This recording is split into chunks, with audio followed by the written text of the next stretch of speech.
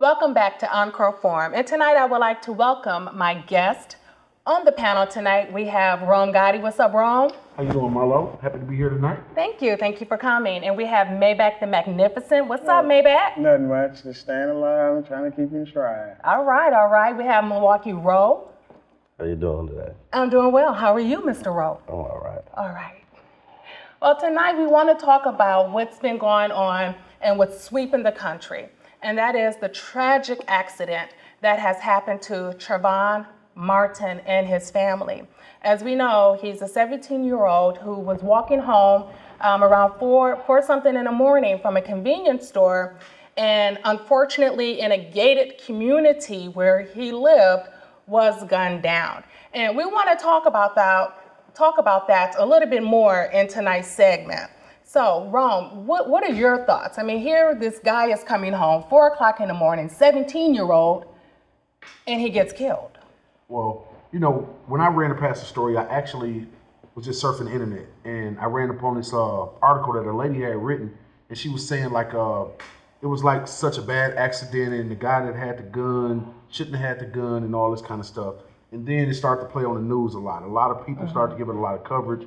Of course, once something like that happened in the hood, you know, a lot of black people start to march and all that kind of stuff. So, you know, the more I started to learn about the information, it was sort of like it's bigger than just him, period. It's like this happens in every neighborhood. So if you black, if you Chinese, if you of any minority in America, you know, you should be watching your kids, because you can have the same kind of person in your neighborhood that's willing to take a life. Okay, so you're saying it's the parents' fault for not watching their child? No, I'm not saying at all it's the parents' fault. I'm just saying that you got people out here taking the law into their own hands. You know what I'm saying? And they say he had the hoodie, he had the saggy pants on, he was a black youth. Of course, this person is looking at him like he's a gangbanger or something like this. And I guess when he made his move on Trayvon, I think he made his move to do exactly what he did. I think he made a move to try to kill the young man. He put him in a category. And once he put him in that category, it was set. He was trying to burglarize his house because he was black with a black hoodie on. That made no sense. It made no sense at all. Like, by the time that you got halfway through the phone conversation with the police, he already had established that he was black. At first, in the beginning, he couldn't even tell you what color he was. But then he come out, oh, he black. And then he upset because they always get away with it. Yeah, they always get away with it. But get away with what? Right. I mean, he never asked a young man, like, you know, where are you coming from? He never. But if you think about it, and just to play devil's advocate, if you will, I mean, it's in the middle of the night. Here, this man, he by law can carry a gun, and there's been multiple burglaries. There's been a lot happening. A lot of people and within his area. And so by law, he has the right to carry a firearm. And from understanding, he hasn't been arrested yet. So why do you think? Maybe do you think it's racial profiling? And if so, why? Well, as I learned to understand everything that's going on, I could kind of look at it as a hate crime. You know? Okay, and why do you consider this a hate crime? He, by law, can carry a firearm, and a lot of negative things has been happening within their community. I mean, he took it upon himself to create it to be what he wanted to be. But, you know, the true reality was it was an innocent young man. But he took it as it was an enemy and he was the victim. You know, so it's like he created what he wanted. You know what I'm saying? Like, his mind was already set, it was premeditated. Not that it would have been Trayvon, but it would have been anybody who would have walked down there. And I agree with. So why do you guys think it was premeditated? Because of the police told him, what was he doing out there anyway? You know, with a loaded gun. This is what I'm saying. This man has a loaded gun. He's but he was protecting the neighborhood, so he said. But if it would have been a white guy in a hoodie, I don't see the same thing happening. Okay. But it just so happened to be a young black male in a hoodie. My thing about it is, if this is a black neighborhood, it would have been a totally different story. If a black person sees somebody walking around their neighborhood looking suspicious, they gonna say something. He didn't even say nothing to the boy. He just watching him. Even while the police on the phone, he just watching him. Why are you watching him? He think that you stalking him now. He's scared. That's what he's running for. You chase him down and then shoot him. Come on, how could he even get off this case? It don't make sense. If he did even get off the case, it wouldn't make sense. One thing is that Florida has a stand your ground law. Correct. Stating that if you do have a pistol or a gun, any kind of firearm, and somebody's trying to do you bodily harm, you can actually kill this person in self-defense of yourself and stand your ground. So he could actually beat this case. He could actually beat this case. But the thing about that, about standing your ground, he wasn't violated for him to have to stand his ground. Exactly. Where did the violation come in? Right now, we don't know. And he wasn't violated. We don't know who did the screaming right now. I don't think it was the man that did the screaming. I think it was probably Trayvon that was doing the screaming for the help. Right. It was all caught on the call. Because the neighbors said when they came out, he was standing over the boy's body. So obviously he wasn't the one doing the screaming. No, he couldn't. And then that's like this case I had read up on a while back, where these dudes was gambling in Mississippi, and dude took dude money without even winning the dice game, and dude stabbed him. And this was back in the 60s, and he got off of it because dude robbed him. He violated him.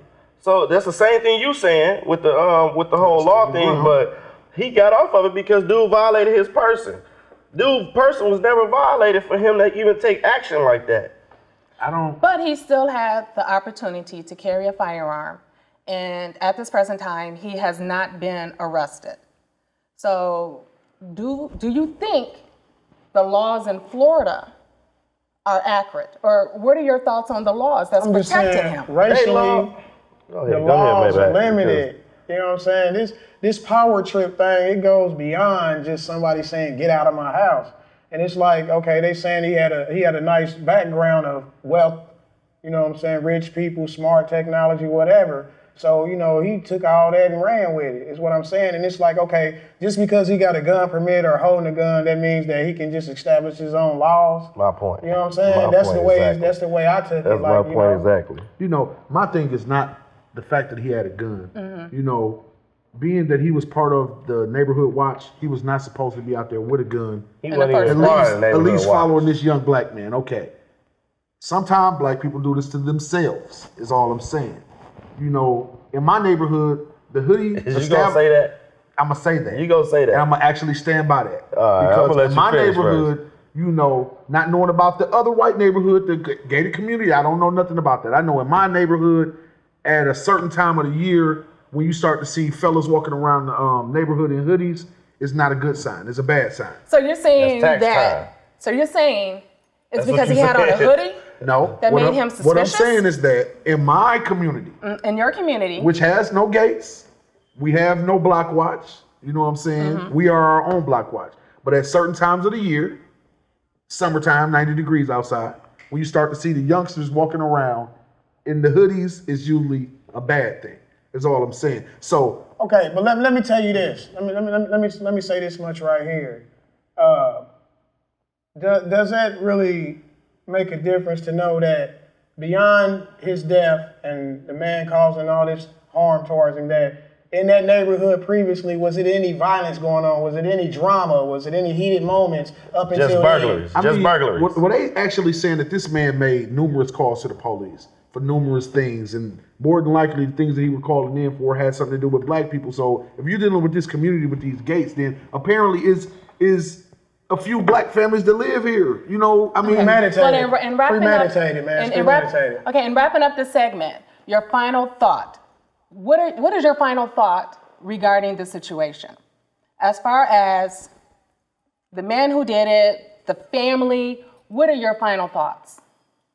Man who did it, he should get. I think he should get the death penalty. The family, I think that's the only way the family will feel better about it, at least a little bit better about it, and be able to lay their kid to rest. But you'll never be able to feel 100% better about that. And what is your final thought? I mean, well, my final thought is, through all this tragedy, by him dying, he won't come back. But, you know, eye for an eye, tooth for a tooth. On that note, due to the uncruel punishment, you know what I'm saying, he deserves the chair.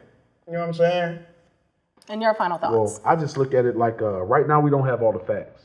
And until all the facts are in, you know, Trayvon could have been anybody's son in my community. So I feel for not just Trayvon and his family, but I feel about all the other families that done lost somebody that it wasn't on TV. This was so bad happening in Florida, isn't about to be in the election year, so of course they put that on TV. But what about the Trayvons that we never got to know nothing about? What about the guy that got shot?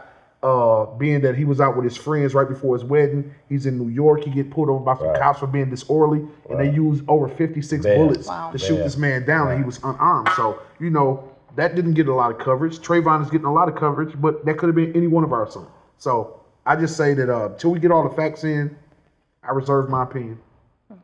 Well, I do sincerely thank everyone for being on the panel tonight, for giving your true thoughts on this tragic accident.